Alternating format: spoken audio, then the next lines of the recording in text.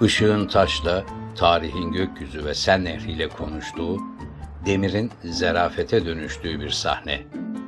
Işıklar şehri Paris. Bu fotoğrafa yolculukta 7 gün boyunca yakalanmış anları izleyeceksiniz. Paris'te her gün aynı yerler bile farklı bir ışıkla yeniden doğar. Ve her kare bir öncekinden biraz daha derin bir anlam taşır.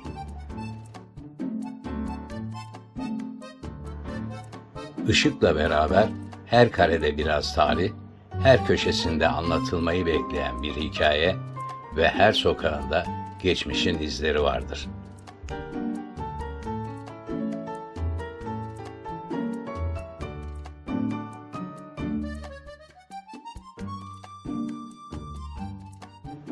Bu seferki fotoğrafa yolculuğumuzda rotamız Fransa'nın başkenti Paris. Paris'te 6 ikonik yeri fotoğraflamayı planladık.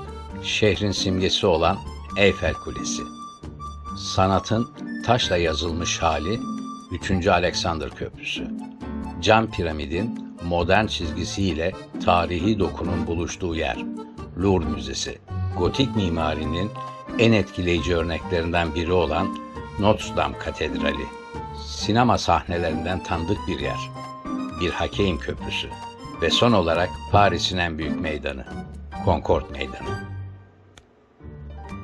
Bu turda da Low'va 10 mm lens favorimiz oldu.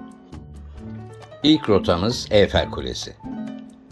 Güneşin ilk ışıklarıyla birlikte Paris yavaşça uyanıyor. Sabahın sessizliğinde şehrin sokaklarında ilerlerken sokak aralarından zarif bir şekilde yükselen Eyfel Kulesi kendini göstermeye başlıyor.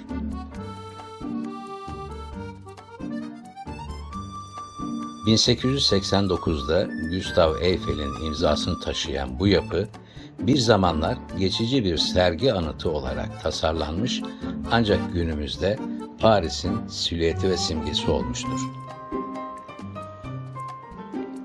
Güneş yükseldikçe gölgeler kısalıyor, turistlerin ayak sesleri çoğalıyor. Ama kule her zaman kendi sessizliğinde dimdik.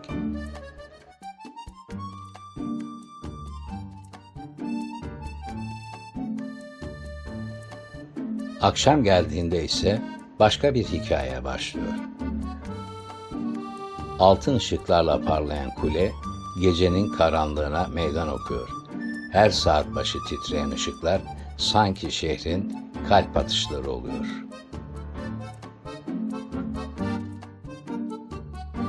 Buradan 3. Alexander Köprüsü'ne geçiyoruz. Sen Nehri boyunca ilerledikçe tarih boyunca sayısız hikayeye tanıklık etmiş taş köprüler karşımıza çıkar. Sen Nehri üzerindeki bu köprüler sadece iki yakayı değil, geçmişle bugünü de birbirine bağlar. Sokak sanatçıları, müzisyenler ve ressamlar bu köprülerin üzerinde şehrin ruhunu canlı tutar. Nehrin üzerinde zarif bir çizgi gibi uzanan 3. Alexander Köprüsü. 1896 yılında Rus çarı 3. Alexander'ın anısına inşa edilen bu köprü, sanatın ve ihtişamın birleşimidir. Altın heykeller sabah güneşiyle parlar, sanki gökyüzüne dokunmak ister gibi. Ve her fotoğraf bir film sahnesi gibi görünür.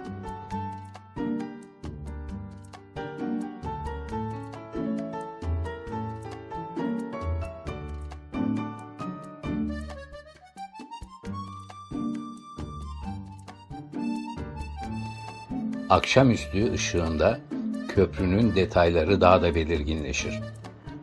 Altın süslemeler taşın soğukluğunu unutturur. Bu köprü sadece bir geçiş noktası değil, bir hikayeden diğerine açılan zarif bir kapıdır.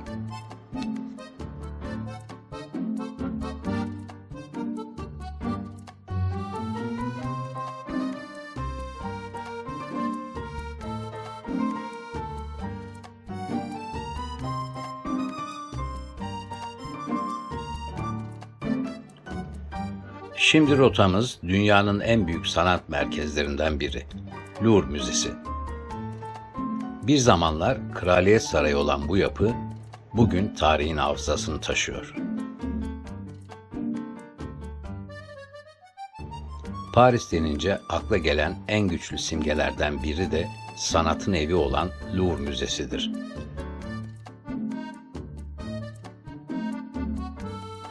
Görkemli yapısı, geçmişin en değerli eserlerini saklar.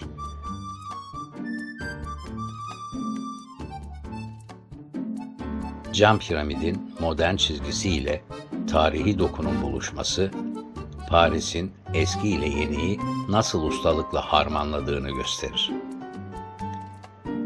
İçeride Mona Lisa'nın gizemli bakışı, dışarıda turistlerin merakı. Ama benim lensim kalabalığın içindeki yalnızlığı arıyor.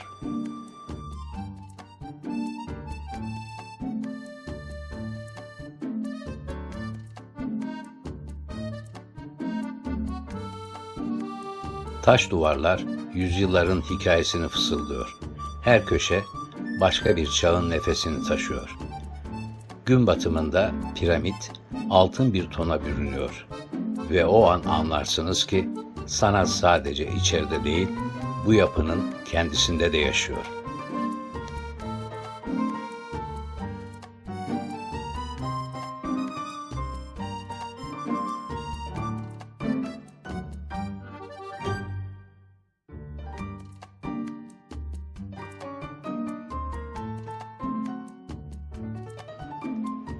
Buradan Notre Dame Katedrali'ne geçiyoruz.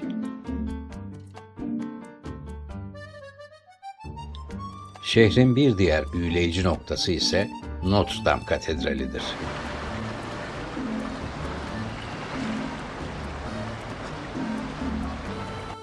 Gotik mimarinin en etkileyici örneklerinden biri olan bu yapı, detaylarıyla insanı hayran bırakıyor.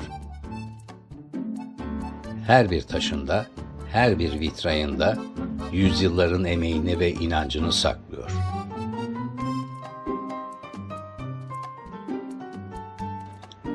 ...1163 yılında temelleri atılan bu katedral, yüzyılların tanığıdır.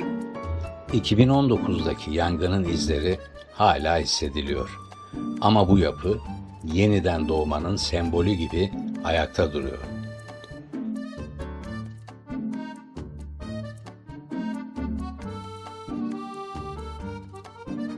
Burada fotoğraf çekmek sadece bir görüntü yakalamak değil, tarihe dokunmak gibi. Ve her karede geçmiş ile bugünün arasında ince bir çizgi hissi veriyor.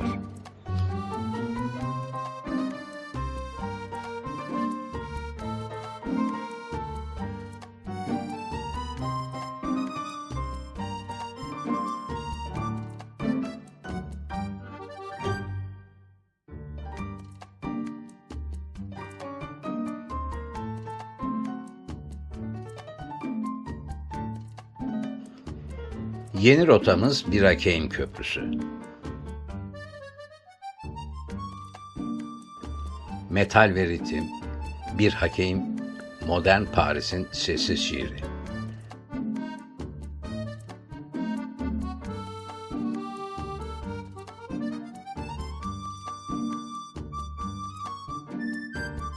Kolonlar tekrar eder, sonsuzluk hissi verir. Işık girer, gölge cevap verir. Sinema sahnelerinden tanıdık bir yer.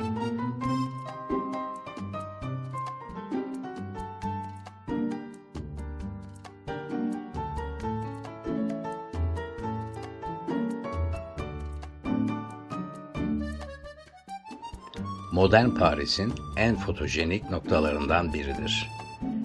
Metal kolonlar ritmik bir düzenle uzanır. Işık ve gölge burada dans eder.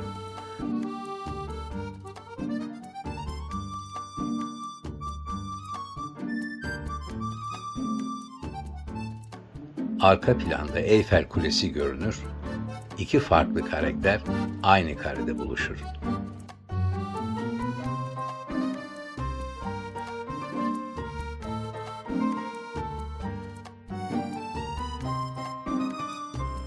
Bir Hakeim Köprüsü sadece bir köprü değil, bir fotoğrafçının hayal gücünü besleyen bir sahnedir.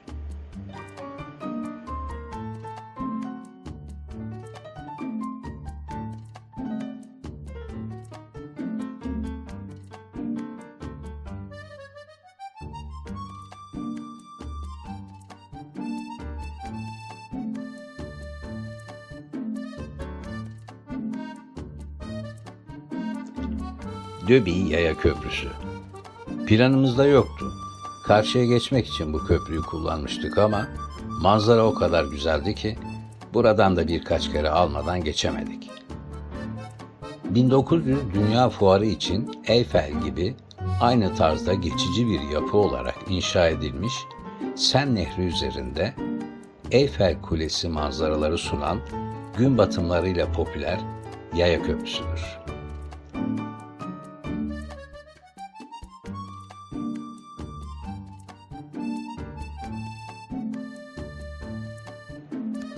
Son rotamız Concorde Meydanı.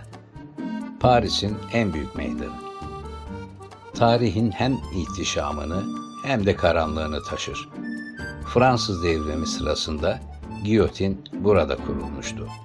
Bugün ise huzurun ve estetiğin sembolü durumunda.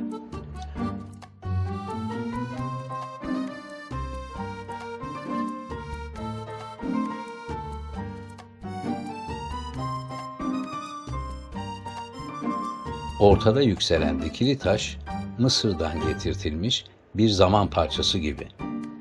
Etrafında akan trafik, hayatın hiç durmadığını hatırlatıyor.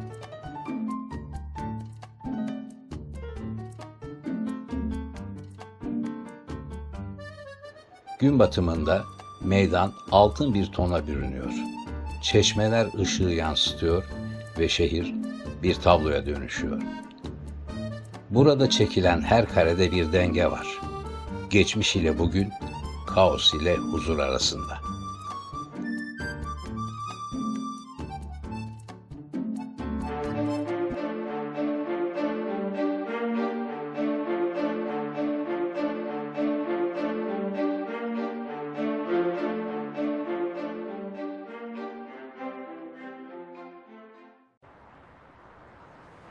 Bir sonraki fotoğrafa yolculukta görüşmek dileğiyle. Hoşça kalın.